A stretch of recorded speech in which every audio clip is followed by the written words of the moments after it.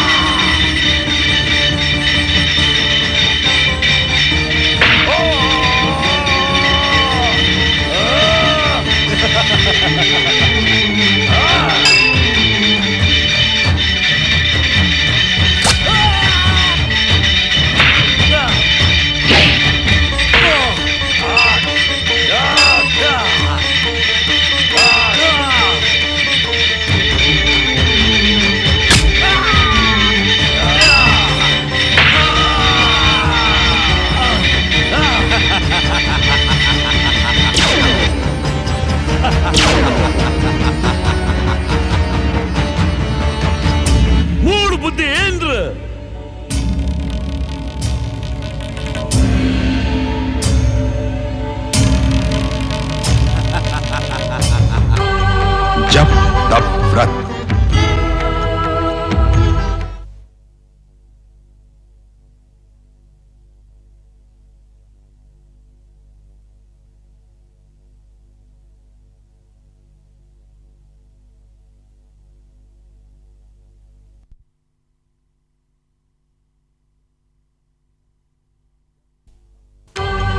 जप तप व्रत।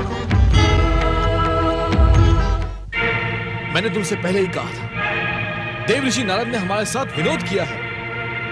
यदि जगदीश्वर श्री हरि विष्णु को हमारी सहायता करनी होती तो। देवराज, भक्त शिरोमणि नारद की बात पर संदेह करना दुष्कर्मों को जन्म देना है। धीरज और संतोष सफलता की कुंजी है। जगदीश्वर श्री हरि विष्णु की, जगदीश्वर श्री हरि विष्णु की।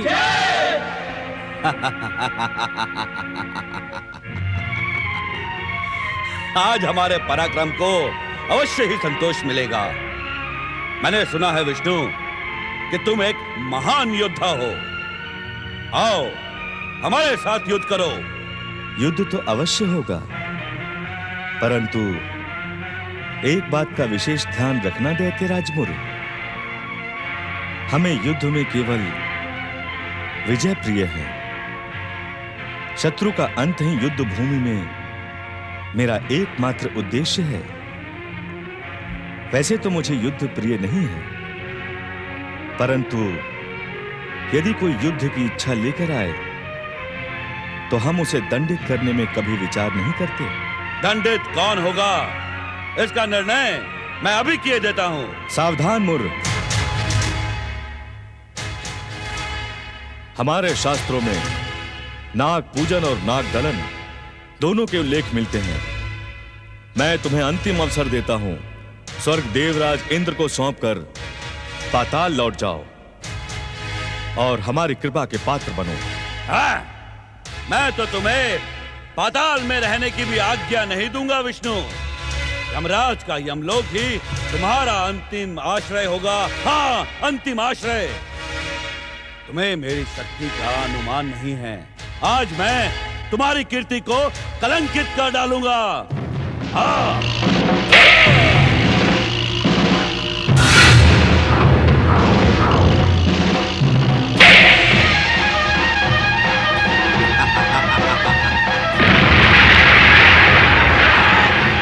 जगदीश्वर श्री हरि विष्णु की।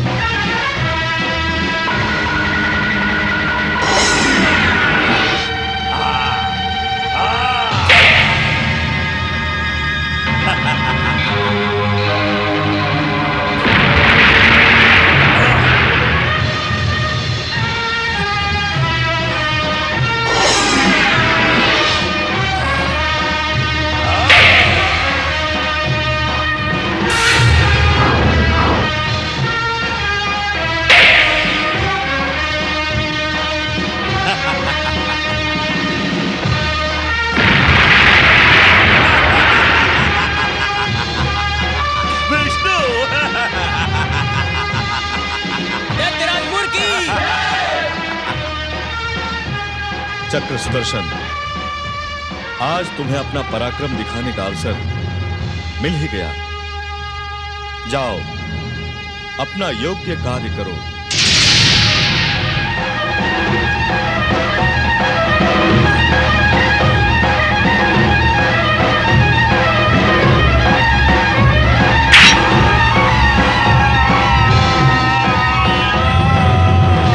जगदीश्वर श्री हरि विष्णु की।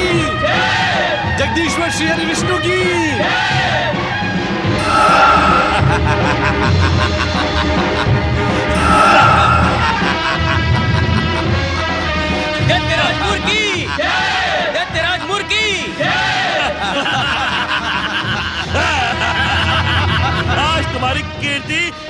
कलंकित हो गई विष्णु, कलंकित हो गई। तुम्हारा चक्र सुदर्शन मेरी दैत्य शक्ति के सामने असफल हुआ। मेरी आसुरी और दैत्य शक्ति तुम्हारी दिव्य शक्ति से कई गुना अधिक है, कई गुना अधिक। अब मैं तुम सबको दंडित करूंगा, दंडित।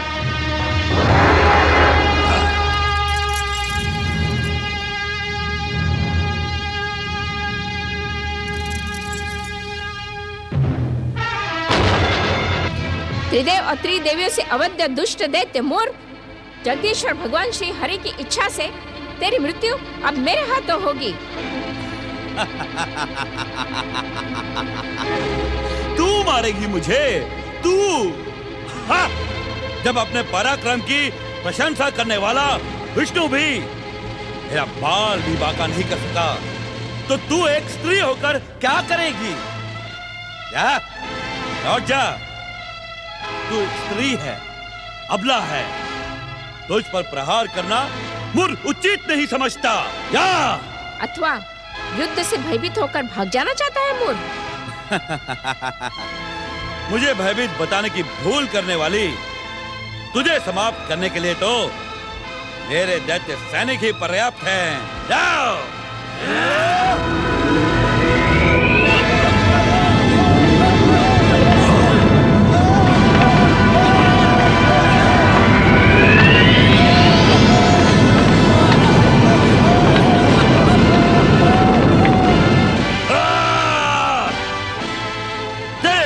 के कारण मैं तुझ पर तरस कर रहा था, परंतु तूने मेरे सैनिकों को मारकर मेरे क्रोध को जगा दिया है। अब मैं तुझे जीवित नहीं छोड़ूंगा। तेरा घात करके मैं इन कायरों को भी यमलोक पहुंचाऊंगा।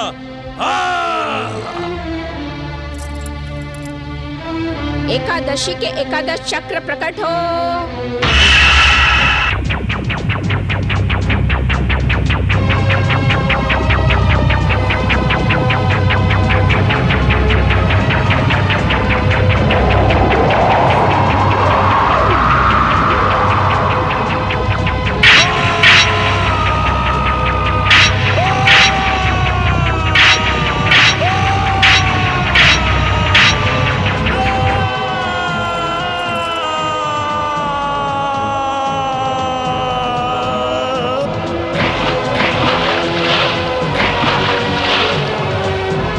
जगदीश्वर श्री हरि विष्णु और देवी उत्पत्ति एकादशी की।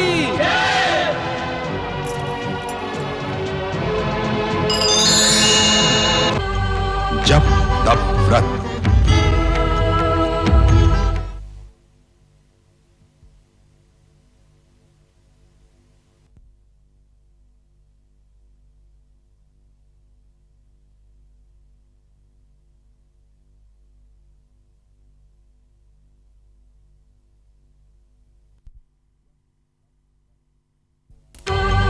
जप तप व्रत।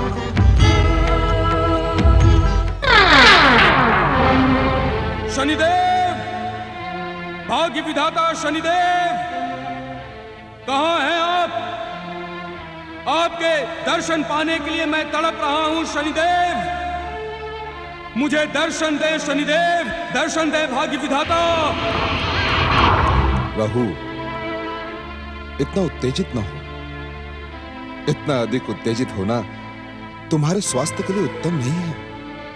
और वैसे भी तुम्हारा अस्तित्व तुम्हारे मस्तक तक ही सीमित है, और यदि तुम्हारे मस्तक को कुछ हो गया तो तुम्हारा जीवन तो व्यर्थ ही हो जाएगा ना राहु। शनिदेव, शनिदेव आप तो बिल्कुल बदल गए शनिदेव। तेज स्वर के स्थान पर शांत और गंभीर स्वर, आंखों में कोप और ज्वालाओं के स्थान पर परम शीतलता दिखाई पड़ रही है शनिदेव, और भयानक अट्टहास के स्थान पर मंद मंद मुस्कुराना। इसका क्या रहस्य है शनिदेव? राहु, ये तो भाई भाई के प्रेम का प्रभाव है। मेरे दोनों भाई अश्विनी कुमारों के प्रेम के प्रभाव के कारण ही आज मेरा स्वभाव एकदम बदल गया है राहु। बदल नहीं गया शनिदेव, हो गया है। तुम कहना क्या चाहते हो? यही कि भाग्य विधाता शनिदेव किसी के प्रभाव में अपना स्वभाव और तीव्रता नहीं छोड़ते। सच क्यों नहीं कहते भाग्य विधाता शनिदेव कि छलिया विष्णु की शक्ति के समक्ष आप भयभीत हो गए हैं। राहु, तू मर्यादा लांघने का दुस्साहस कर रहा है। क्या तू नहीं जानता कि मैं इस संसार की सबसे अधिक विध्वंसक, विनाशक और विस्फोटक कुदृष्टि का स्वामी हूं? क्या तू नहीं जानता? है नहीं शनिदेव, थे। आप इन शक्तियों के स्वामी थे शनिदेव। अपने भाइयों के प्रभाव अथवा जगदीश्वर से भयभीत होकर आपने अपनी इन शक्तियों को त्याग देना ही उचित समझा। छिन्न मस्तक स्वार्थी राहु। इसी उग्र रूप को देखने के लिए मैं व्यग्र था भाग्य विधाता शनिदेव। आपने मुझे धन्य कर दिया अपने इस उग्र रूप के दर्शन देकर। भाग्य विधाता शनिदेव, आपकी जय हो। तू ठीक कहता है राहु कि अपने आप को खो देना हमारी भूल थी। यदि मैं शांत हो जाऊंगा तो संसारवासी मुझसे भयभीत होना छोड़ देंगे। शनि के कोप और शनि के कुदृष्टि को भूल जाएंगे। राहु, तेरी व्यग्र पुकार ने मेरे सोए हुए अहंकार को जगा दिया है।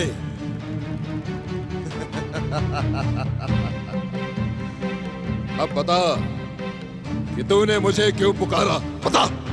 आपके उग्र रूप के दर्शन पाने के लिए भाग्य विधाता शनिदेव।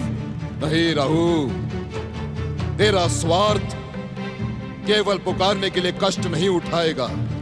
बता, तूने भाग्य विधाता शनिदेव को क्यों पुकारा? जिस ध्रुव की भक्ति में जीवन में आपने बार बार बाधाएं डाली, वो ध्रुव अब युवा हो गया। ये तो आप जानते ही होंगे भाग्य विधाता शनिदेव। राहु, समय बीतने के साथ आयु बढ़ती है। क्या तू ये सोच रहा है कि मैं अभी भी ध्रुव को बालक समझ रहा हूँ? क्या तू मुझे मूर्ख समझता है राहु? नहीं शनिदेव, नहीं। मैं तो आपका प्रशंसक हूँ शनिदेव। ऐसी भूल तो मैं भूल कर भी नहीं कर सकता भाग्य विधाता शनिदेव। मैं तो ध्रुव, सुनीति, सुरुचि और उत्तम की याद आपको दिला रहा था भाग्य विधाता शनिदेव। मैं ये बता रहा था शनिदेव कि इन दुष्टों ने जो आपका अपमान किया था, उसका प्रतिशोध लेने का समय आ गया है भाग्य विधाता। इसका निर्णय अब आप ही लेंगे भाग्य विधाता शनिदेव। उस अपमान का शूल भाग्य विधाता शनिदेव के हृदय में आज भी चुभ रहा है राहु। किंतु तू चिंता न कर, शनिदेव का कोप और कुदृष्टि दुष्ट छलिया देवताओं के प्रभाव से मुक्त होकर इस संसार को अपने चरणों में झुकाने के लिए प्रस्तुत हो चुकी है। अब सुरुचि और उसका पुत्र उत्तम हमारे अभियान के माध्यम बनेंगे।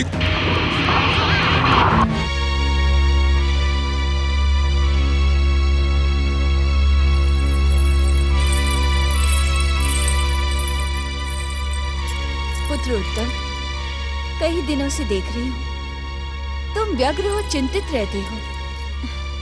तुम्हारे भैया महाराज ध्रुव तुम्हें कितना चाहते हैं, ये बात किसी से छिपी नहीं है। राजकाज के सहयोग में तुम्हें बार बार बुलाते रहते हैं, परंतु तुम ना जाने कहाँ भटकते रहते हो। तुम ऐसा क्यों करते हो पुत्र? अपने प्रश्न का उत्तर आप भली भांति जानती हैं माताश्री। मेरे मन की कोई भी बात आपसे छुपी हुई नहीं है। आप जानते हैं कि मैं ऐसा व्यवहार क्यों कर रहा हूं। जन्म से लेकर आज तक मेरा दुर्भाग्य मेरा पीछा कर रहा है। मैं उससे मुक्त होना चाहता हूं, परंतु हो नहीं पाता।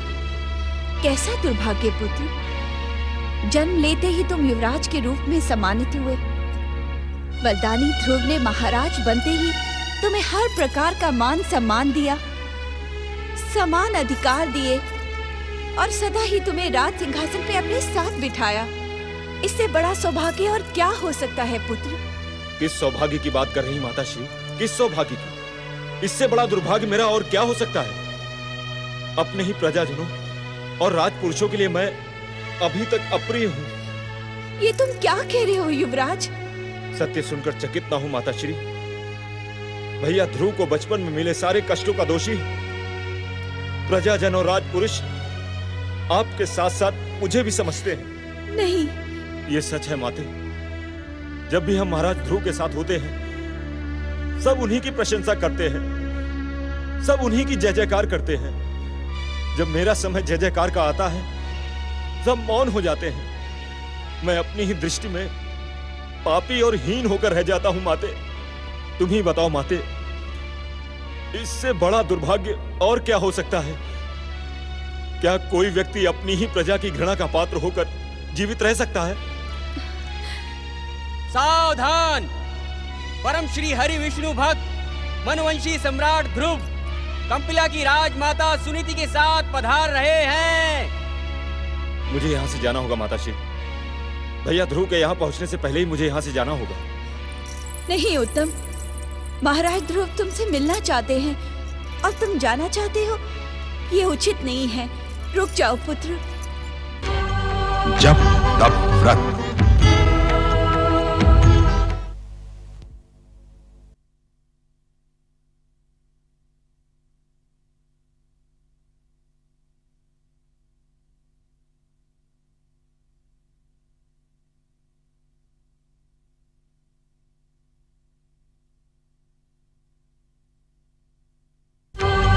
जप तप व्रत।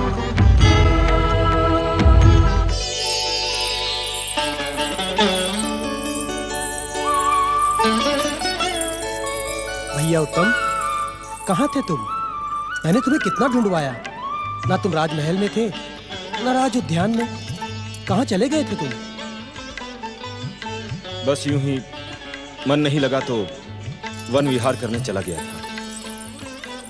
वैसे भी मेरे होने और ना होने से राजकाज में क्या अंतर पड़ता है? भैया, तुम एक लोकप्रिय और सफल शासक हो।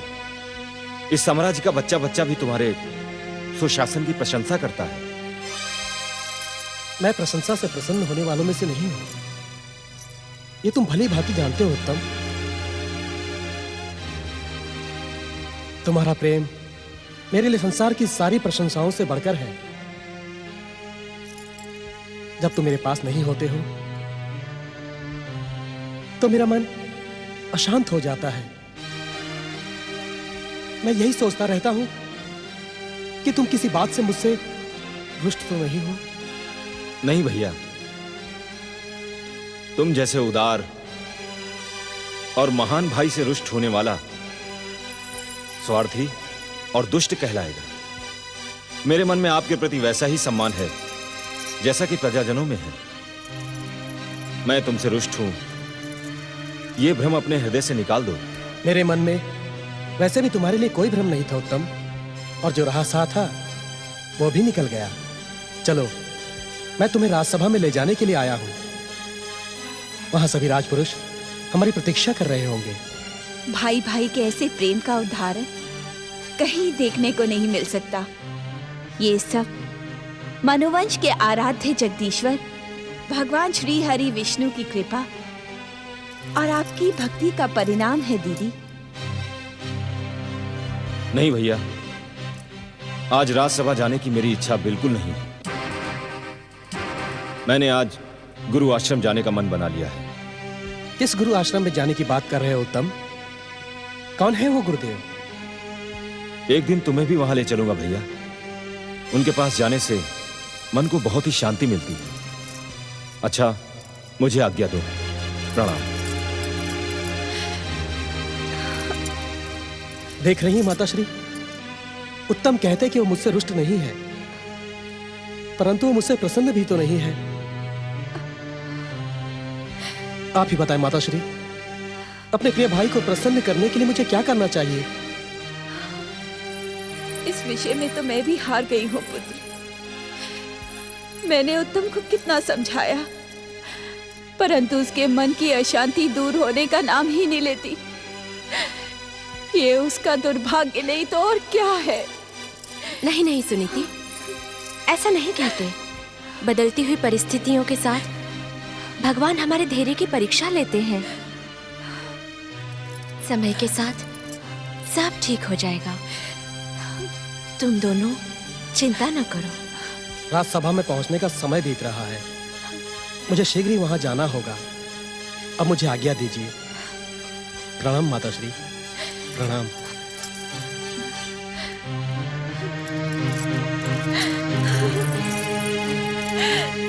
धैर्य रखो सुरुचि, सब ठीक हो जाएगा। दीदी, दीदी,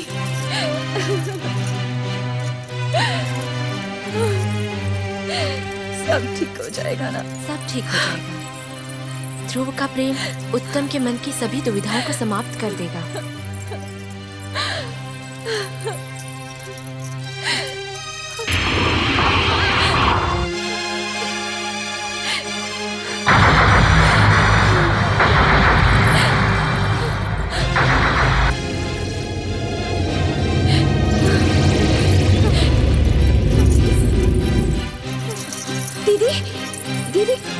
दीदी क्या हुआ? शनिदेव, शनिदेव, आप यहाँ किस लिए आए हैं? मुझे आपसे कुछ नहीं चाहिए। तुम्हें मुझसे कुछ नहीं चाहिए सुरुचि? ये कहकर तुम स्वयं से छल कर रही हो। मैं सत्य कह रही हूँ। जिस सत्य की नींव असत्य पर खड़ी हो वो अधिक समय तक टिक नहीं पाती सुरुचि। आप कहना क्या चाहते हैं शनिदेव? यही कि भाग्य विधाता शनिदेव हर मन की बात जानते हैं। तुम्हारे मन की बात भी शनिदेव से छिपी नहीं सुरुचि। तुम अपने पुत्र उत्तम को सम्राट के पद पर बिठाना चाहती हो। तुम ये चाहती हो कि ध्रुव यहां से चला जाए और तुम्हारा पुत्र उत्तम बिना किसी बाधा के कंपिला का सम्राट बन जाए। यही चाहती हो ना तुम? नहीं शनिदेव, नहीं। ध्रुव तो मुझे उत्तम से अधिक प्रिय है। अपने मन में झांक कर देखो सुरुचि, सच्चाई का आभास तुम्हें स्वयं हो जाएगा। हम तुम्हारी हर इच्छा को पूर्ण करने के लिए ही यहाँ प्रकट हुए हैं सुरुचि। यदि तुम सच्चे मन से हमारी आराधना करोगी तो हम अपनी कृपा से तुम्हारी हर मनोकामना पूर्ण करेंगे। नहीं शनिदेव, नहीं। आपकी आराधना का परिणाम मैं पहले भी भुगत चुकी हूँ। आपके बहकावे में आकर मैंने अपनी देवी जैसी प्रिय बहन सुनीति और महाराज को कष्ट दिए। निर्दोष हरिभक्त के मार्ग में कांटे बिछाए, परंतु ये भूल मैं कदापि नहीं दोहराऊंगी। आप यहाँ से चले जाइए, चले जाइए। सुरुचि, ध्यान रहे, हमारे अपमान का परिणाम भयानक होगा, भयानक। हम तुम्हें अभी भी क्षमा कर सकते हैं यदि तुम हमारी आज्ञा का पालन करो तो। हरिभक्त ध्रुव को समाप्त करना हमारे जीवन का एकमात्र उद्देश्य है सुरुचि, जिसे हम पूर्ण करेंगे। अपने पुत्र से भी अधिक प्रिय ध्रुव के विरुद्ध मैं एक शब्द भी नहीं सुनना चाहती। आप यहाँ से चले जाइए शनिदेव, चले जाइए।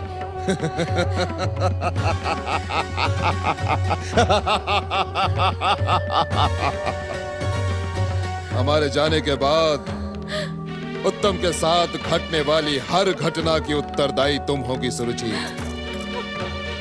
इसी कारण ध्यान रहे,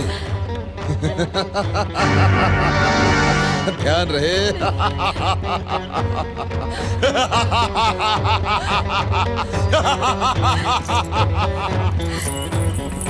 दीदी, दीदी उठिए, उठिए दीदी, उठिए।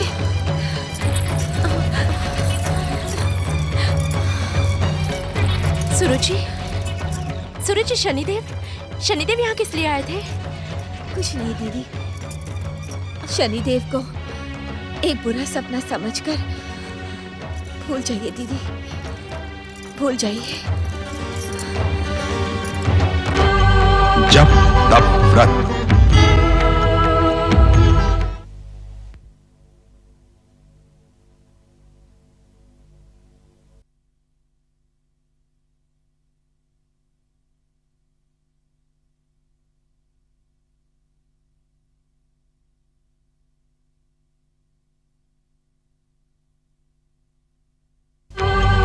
जप तप व्रत।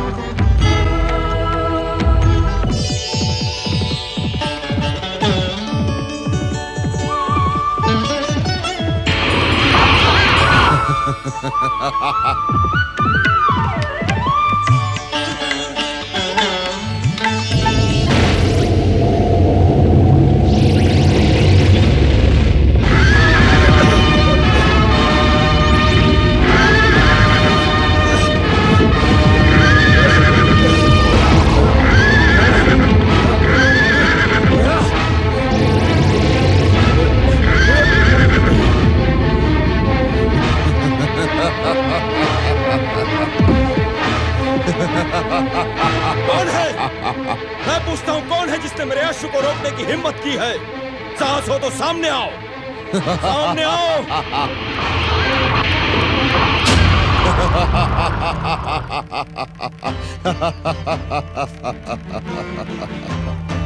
हमें पहचानने में भूल मत करो।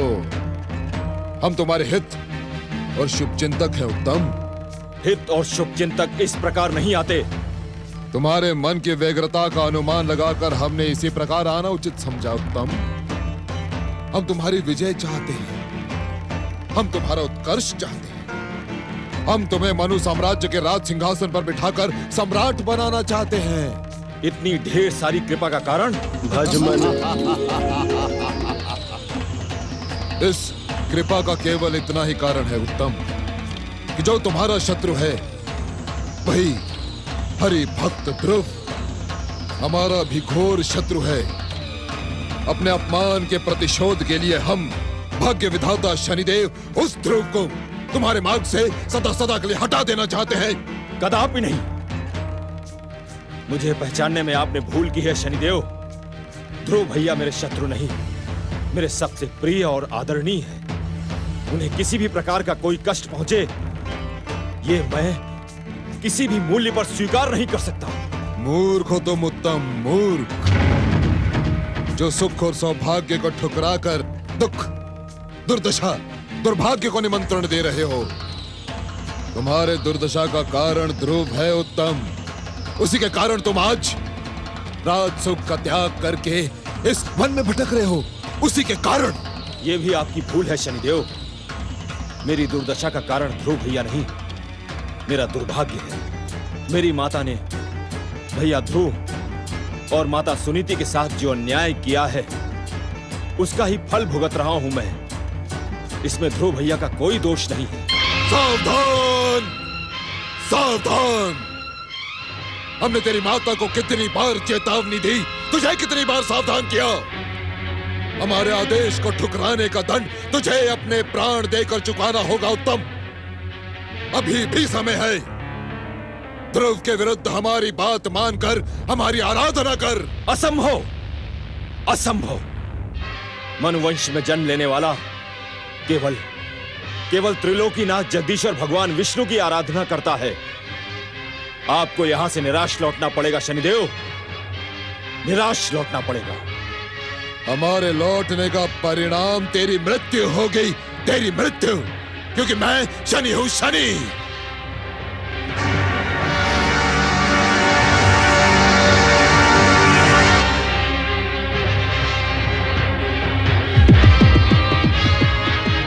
नारायण नारायण।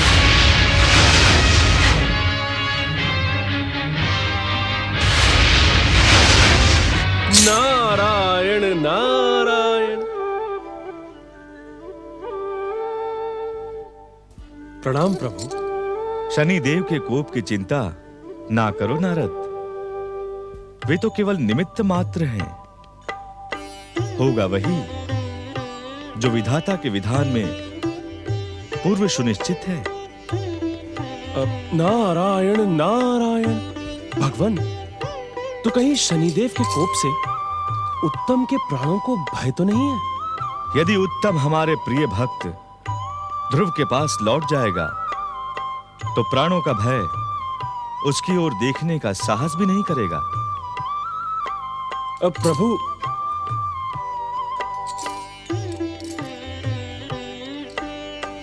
नारायण नारायण नारायण नारायण।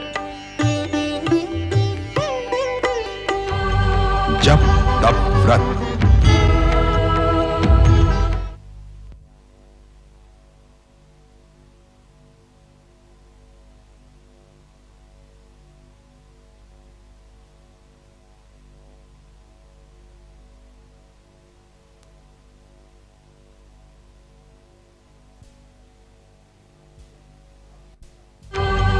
जप तप व्रत।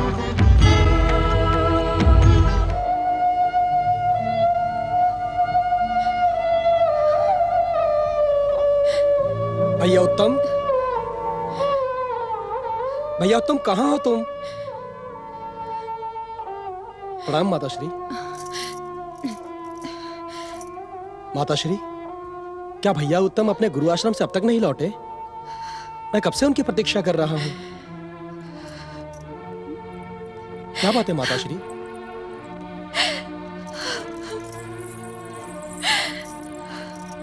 प्रिय ध्रुव, मेरा मन कहता है अब मेरा उत्तम कभी नहीं लौटेगा। वो हमसे कहीं दूर चला गया है। नहीं माताश्री, आप ऐसा क्यों कह रही हैं माताश्री? वो थोड़ी देर में हमारे पास आएगा। मेरा भाई मुझसे अधिक समय तक दूर नहीं रह सकता। वो जानता है हम सब उसकी प्रतीक्षा कर रहे हैं और उसके आए बिना भोजन भी नहीं करते। वो अवश्य आएगा माता, शीघ्र लौट कर आएगा। प्रिय ध्रुव, तुम्हारे और तुम्हारी माता के साथ जो मैंने अन्याय किए हैं, तुम माता और पुत्र को जो घोर कष्ट पहुंचाए हैं, उसी पाप का फल मेरा पुत्र उत्तम भुगत रहा है। तुमने और दीदी ने तो मुझे क्षमा कर दिया, परंतु विधाता का न्याय हमें कभी क्षमा नहीं करेगा। नहीं माताश्री, नहीं। विधाता जगदीश्वर भगवान श्री विष्णु तो समानिधान है। आप इस प्रकार दुखी ना हो माताश्री। तुम दोनों तो मेरी आंखों के तारे हो, मुझे प्राणों से भी अधिक प्रिय हो। यदि अहंकार और अभिमान में आकर मुझसे कोई भूल हुई हो तो दंड मुझे मिलना चाहिए। हे क्षमा निधान, मेरे पुत्र को क्षमा कर दो। दुखी ना हो माताश्री। सत्य को जानकर कौन माँ होगी जो दुखी नहीं होगी। तुम्हारे निर्मल प्रेम को ठुकराकर उत्तम मन में मारा मारा फिरता है, रोकने पर भी महल में नहीं रुकता। मेरे पाप की काली छाया ने मेरे पुत्र के भविष्य की दुर्दशा कर दी है। तुम चिंता ना करो माताश्री, मैं समझाऊंगा भैया उत्तम को। अब एक पल के लिए भी मैं उसे अपने से दूर नहीं रहने दूंगा। उसे शासन के वे सारे काम करने होंगे जो मैं करता हूं। यदि वो मेरे साथ शासन और राजकाज में व्यस्त रहेगा तो चिंता का हर कारण स्वयं ही समाप्त हो जाएगा। पुत्र, तुमने तो सदा ही उत्तम को अपने से अधिक सम्मान दिलाने का प्रयास किया है। तुम सच्चे विष्णु भक्त वत्स, परंतु उत्तम का मन ही स्थिर नहीं है। ना जाने किस। ऐसा नहीं कहते माताश्री। जगदीश्वर भगवान श्री विष्णु की कृपा हमारे साथ है। उनकी इच्छा से जो भी होगा उसी में हम सबका कल्याण है। इतना समय तो कभी भी उत्तम को लौटकर आने में नहीं लगता। अब तो मुझे भी आशंका हो रही है। मैं स्वयं उत्तम को ढूंढने के लिए जाऊंगा राजमाता। अपनी भक्ति भावना के समान तुम सरल और महान हो प्रिय ध्रुव। जो भी सच्चे मन से जगदीश्वर भगवान विष्णु की भक्ति करता है वो तुम जैसा श्रेष्ठ और पूजनीय बन जाता है।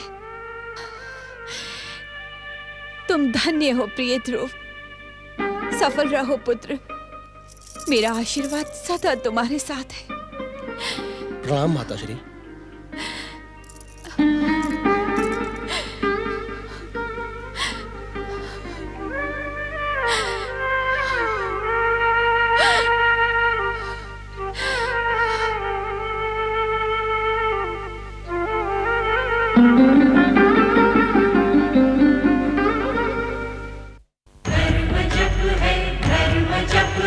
मनन है कृतिकार का, तप ही साधन तप ही कारण, जीव के उद्धार का।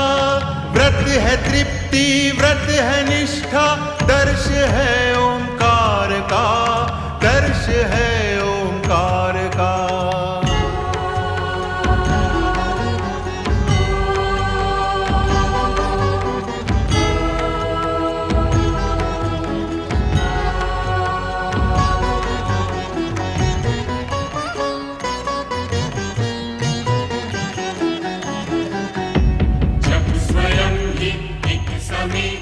मूल दीक्षा ज्ञान की, से ही पहचान होती सर्वशक्तिमान की। व्रत ही देता हर एक जन को सच्ची शिक्षा ध्यान की, सच्ची शिक्षा ध्यान की।